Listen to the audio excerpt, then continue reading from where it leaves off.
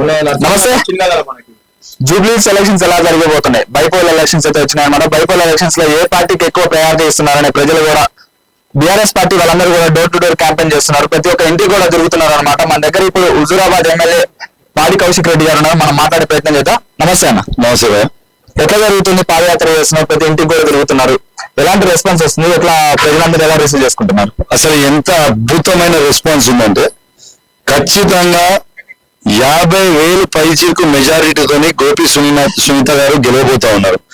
ఏ ఇంటికి పో, ఏ గడపకు పో, కేసీఆర్ గారు అద్భుతంగా చేసిండ్రు. మాకు కేసీఆర్ గారు ప్రతి పథకం మా దగ్గర అయింది. ఇవాళ హైదరాబాద్ లో ఇవాళ ప్రపంచవ్యాప్తంగా చూసే విధంగా అద్భుతంగా తీర్చిదిద్దిండు కేసీఆర్ గారు. ఎట్టి పరిస్థితుల్లో ఖచ్చితంగా ఈసారి బీఆర్ఎస్ పార్టీ జెండా ఎగిరేస్తామని ప్రతి ఇంట్లో చెప్తా ఉన్నారు. అంటే వాళ్ళందరూ కూడా చెప్తున్నారు 45,000 మెజారిటీ వస్తుంది మాకు, మమ్మల్ని వాళ్ళందరూ కూడా ఒక సానుభూతి వర్కౌట్ చేసుకున్నామని చూస్తున్నారు. సానుభూతి లేదు, ఏం లేదు, ఇదంతా దైవ నిర్ణయం జరిగింది. కావాల దైవ నిర్ణయం వల్ల జూబ్లీస్ ఎలక్షన్స్ వస్తాయని చెప్పి కూడా అంటున్నారు. ఎలా చేసుకోవచ్చు ఈ వాక్యం? మీకు ఒకటే చెప్తా ఉన్నాను, వాళ్ళు ఎవ్రీ టైం ఇప్పుడే కొత్తగా ఏం చెప్తలేరు వాళ్ళు. ఈ ముచ్చట గివే ముచ్చట్లు 2014 చెప్పారు, 2018 చెప్పారు, 2023 చెప్పారు. ఆయన జనం ఎవరు కొట్టేసి బీఆర్ఎస్ పార్టీ కొట్టేసి. ఖచ్చితంగా చెప్తా ఉన్నాము, ఇలా జూబ్లీస్ ప్రజలకు కూడా చెప్తా ఉన్నాం, ఇవాళ మీకు ఎవరన్నా పొరపాటున కాంగ్రెస్ పార్టీకి ఓటేస్తే హైడ్రాతోని మీ ఇల్లు కూలగొట్టమని మీరు పర్మిషన్ ఇచ్చినట్టే. ఇది ఒక్కటి గుర్తుపెట్టుకోండి.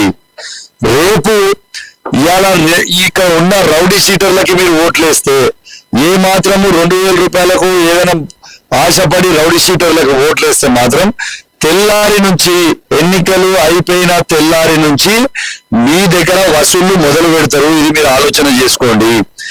మీకు ప్రశాంతంగా బతకాలనుందా, లేకుంటే బుల్డోజర్లు తీసుకొచ్చుకొని మీ ఇల్లు కూలగొట్టుకోవాలనుందా? జూబ్లీస్ ప్రజలు నిర్ణయించుకోవాలి. 6 గ్యారెంటీలు కూడా అమలు చేసినాం మేము అందరం కూడా. 6 గ్యారెంటీలు అన్ని కూడా ప్రజలందరికీ చేరుతున్నాయి. ఖచ్చితంగా కాంగ్రెస్ పార్టీని చూసి మాకు ఓటేస్తారని చెప్పి కూడా వాళ్ళందరూ కూడా ప్రచారం చేస్తున్నారు. నేను ఈ వేదిక మీద నుంచి కాంగ్రెస్ పార్టీ మంత్రులకి సవాల్ విసురుతా ఉన్నా, మీకు దమ్ము ధైర్యం ఉంటే, మీరు మొగోళ్ళు అయితే, నేను యూసుఫ్ కూడా డివిజన్ ఇన్ఛార్జ్ ఉన్నా, ఈ డివిజన్ లో ఈ 6 డివిజన్లో ఏ ఇంటికైనా పోదాం, ఏ ఇంటికైనా పోదాం, ఏ ఒక్కరన్నా మహిళలకి 2,500 వచ్చినాయని చెప్తే నా ఎమ్మెల్యే పదవికి నేను రాజీనామా చేస్తా. తాతలకి అవ్వలకి 2,000 రూపాయల పెన్షన్ కేసీఆర్ గారు ఇచ్చింది తప్పితే వాళ్ళు 4,000 రూపాయల పెన్షన్ ఇచ్చారని ఏ ఒక్క ఇంట్లో చెప్పినా నా ఎమ్మెల్యే పదవికి నేను రాజీనామా చేస్తాం. వికలాంగులకి కేసీఆర్ గారు ఇచ్చిన 4,000 రూపాయల పెన్షన్ మాత్రమే వస్తుంది. ఏ ఒక్కరైనా వీళ్ళు ఇస్తా అన్న 6,000 రూపాయలు వచ్చినాయంటే నా ఎమ్మెల్యే పదవికి నేను రాజీనామా చేస్తా. ఏ ఒక్క దగ్గర ఇవాళ ఏ ఒక్క దగ్గరైనా వీళ్ళు రైతు బంధు, ఊర్లలో ఇక్కడ ఉండొచ్చు సిటీలో, కానీ వాళ్ళ ఊర్లో రైతు బంధు, వాళ్ళు 15,000 రూపాయలు రైతు బంధు ఇచ్చిర్రు అంటే నేను రాజీనామా చేస్తాను. దమ్ముందా? మీరు 6 గ్యారెంటీలు ఇచ్చిర్రు అని చర్చ పెట్టడానికి ఓపెన్ గా స్టేజ్ వేద్దాం. యూసుఫ్ కూడా చౌరస్తాలో స్టేజ్ వేద్దాం. వాళ్ళ తరఫు నుంచి ఏ మంత్రి వస్తాడో రమ్మని చెప్పు, లేకుంటే ఏ ఎమ్మెల్యే వస్తాడో రమ్మని చెప్పు, ప్రజల ముందర కూర్చోబెడతాం. వీళ్ళు ఇస్తా అన్న 6 గ్యారెంటీలు ఇచ్చిరా లేదా ప్రజలు కూడా ప్రజలే చెప్తారు కదా. నేను చెప్పేది ఏముంది, ఇవాళ వాళ్ళ 6 నేను జూబ్లీస్ ప్రజలకు కూడా విజ్ఞప్తి చేస్తాను, మీకు గిట్లా 6 గ్యారెంటీలలో ఏ ఒక్క గ్యారెంటీ అయినా మీకు వచ్చి ఉంటే మీ గుండె మీద చేసుకొని మీరు ఆలోచన చేయండి. మీకు నిజంగా వాళ్ళు ఏదైనా 6 గ్యారెంటీలలో ఇచ్చిన మాటలు ఇచ్చి ఉంటే మీరు ఆలోచన చేసుకోరు. ఇలా ఖచ్చితంగా నేను చెప్తా ఉన్నా, ఇలా ప్రజలు మీరు చూస్తున్నారు, రాబోయే ఎన్నికలలో 50,000 పైచీలకు మెజార్టీతోని గోపీనాథ్ సునీత గారు గెలవబోతా ఉన్నారు. మీరు రాసి పెట్టుకోరు బస్ గంటే. అలాగే ఒక మంత్రి చేసిన వ్యాఖ్యలు ఎలా చేసుకోవచ్చు? మంత్రి పొన్నం ప్రభాకర్ గారు సునీత గారు కళ్ళ నీళ్లు పెట్టుకుంటూ ఇదంతా బూటకపు ఏడుపు, ఇలా కావాలని చెప్పి సానుభూతి కోసం ఏడుస్తున్నారు అని చెప్పి కూడా అన్నారు. ఎలా చూసుకోవచ్చు వ్యాఖ్యలు? ఇవాళ మంత్రులకి అధికార మదంతో వాళ్ళకి కళ్ళు కప్పిపోయినాయి, వాళ్ళకి ఏం చేయాలో అర్థమైతలేదు వాళ్ళకి. ఇలా వాస్తవంగా మీరు చెప్పండి, వాళ్ళిద్దరు కలిసి సంసారం చేయబట్టి దాదాపు ఒక 30-40 ఏళ్ల నుంచి ఇద్దరు కలిసి ఉన్న వ్యక్తులు. ఇలా వారి భర్త చనిపోతే ఏ మహిళ అని ఏడవరాండి? రేపు మాట్లాడిన వాళ్ళు చనిపోతే వాళ్ళ కుటుంబ సభ్యులు ఏడవరాండి? బాధపడరా అండి? ఒక మహిళని ఈ విధంగా అవమానపరచడం అనేది చాలా చాలా బాధాకరం. ఇది జూబ్లీస్ నియోజకవర్గంలో ఉన్న ప్రతి మహిళ ఆలోచించాల్సిన విషయం ఉంది. ఒక్కసారి మీరు ఆలోచన చేయండి, ఇలా ఒక మహిళని అవమానపరిచిందంటే సునీత గారిని అవమానపరిచిందంటే సునీత గారిని అవమానపరిచినట్టు కాదు. ఇలా ప్రతి మహిళని ఇలా వారి పరిస్థితి లేని ప్రతి మహిళని అవమానపరిచినట్టే. ఇది మీరు ఆలోచించాలని నేను విజ్ఞప్తి చేస్తా ఉన్నాను. ఇలా మదము ఇలా అధికార మదంతోని నోటికి వచ్చినట్టు మాట్లాడుతా ఉన్నారు. కానీ ఖచ్చితంగా చెప్తా ఉన్నాను, ఇలా ఓటుతోని ఖచ్చితంగా బుద్ధి చెప్తారు. ఇలా ప్రజలందరూ ఏ గల్లీకి పోయినా ఏ ఇంటికి పోయినా ఇలా కేసీఆర్ జిందాబాద్ అంటున్నారు. ఇలా గోపన్న మా ఇంటి వాడు ఉండే మా గోపన్న ఈ పని చేసిరని అంటా ఉన్నారు. ఇలా ఒక్కటే చెప్తా ఉన్నాం, ఇలా యూసుఫ్గూడ డివిజన్లో నేను ఇన్ఛార్జ్గా ఉన్నాను. ఇలా గోపీనాథ్ గారు 12 కోట్ల రూపాయలతోని డ్రైన్ శాంక్షన్ చేయించండి. ఇక్కడ ఇలా 1 కోటి రూపాయలతోని పని స్టార్ట్ అయింది. ఇప్పుడు మనం ఉన్న ఇండ్లు అన్ని కూడా వర్షం పడితే మునిగే పరిస్థితి. ఆ వరకు ఎందుకు వీళ్ళు ఆపిర్రో జవాబు చెప్పాలి కాంగ్రెస్ వాళ్ళు. మరి మేము అధికారం ఉన్నప్పుడు ఆడ వర్క్ స్టార్ట్ అయిపోయింది. ఆడ వర్క్ స్టార్ట్ మీరు చూడొచ్చు, ఇప్పుడు కూడా వర్క్ అయి ఉంటుంది. మరి దాని తర్వాత ఆ వర్క్ ఎందుకు ఆపిరు, ఇలా ఎందుకు చేయించలే?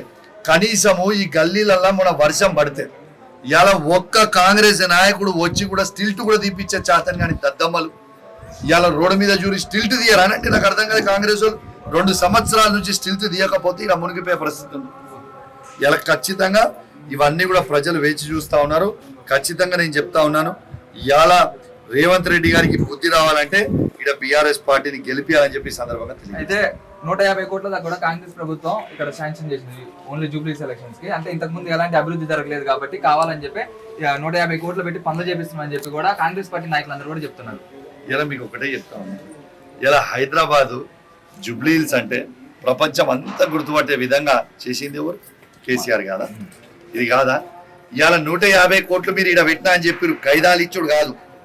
ఈడ పెట్టి ₹1 చూపిరి, పని అయిందా, గ్రౌండింగ్ అయిందా చూపిరి. ఇవాళ టెండర్లు ఎక్కడిది, గ్రౌండింగ్ ఎక్కడిది? 20 రోజులలో ఎన్నికలు అయిపోతే మళ్ళీ అంత గోవిందా. నేను ఒక్కటే అడుగుతా ఉన్నాను, ఇలా పక్కన కుక్కట్పల్లి ఉంది, కుక్కట్పల్లి ఎంత పెట్టిరు? ఇటు పక్కన కెరతాబాద్ ఉంది, ఎంత పెట్టిరో?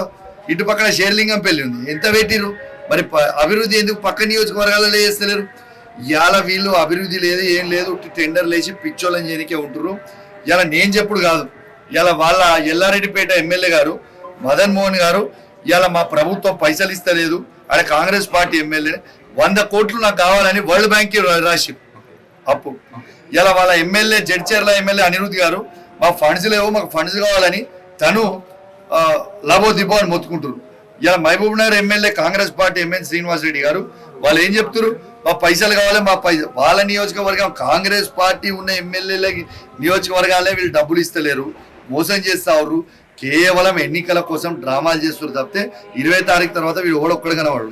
అయితే ఇప్పుడు వాళ్ళకే నిధులు ఇవ్వట్లేదు, కేటాయించట్లేదు అని చెప్తున్నారు. ఒకవేళ ఇక్కడ బీఆర్ఎస్ పార్టీ గెలిస్తే అభివృద్ధి అనేది వాళ్ళు కూడా డబ్బులు ఇయ్యారు కదా. ఇక్కడ మీకు 100% ప్రశ్నించడానికి, నిలబడడానికి, వాళ్ళ తరఫు నుంచి కొట్లాడడానికి ఇప్పుడు వాళ్ళకి ఇవన్నీ ఎందుకే? మేము ఇచ్చిన 12 కోట్ల రూపాయల పని కానివ్వమని చెప్పి అవన్నీ వీళ్ళ 150 కోట్ల అవసరం మాకు కథ అవసరం లేదు. మేము ఇచ్చిన ఈ డివిజన్ లో 12 కోట్లు గోపన్న శాంక్షన్ చేయించిండు. ఆ పని చేసి చూపించమని చెప్పి బస్ అంతే. ఆ పని చేయమని ఫస్ట్ ఇక వేరే ముచ్చట పక్కకు పెడదాం, ఈ డ్రైన్లో ఆ పని చేయమని చెప్పి. షేర్ చేయండి, లైక్ చేయండి, సబ్స్క్రైబ్ చేయండి. మరిన్ని వీడియోల కోసం బెల్ సింబల్ పై క్లిక్ చేయండి.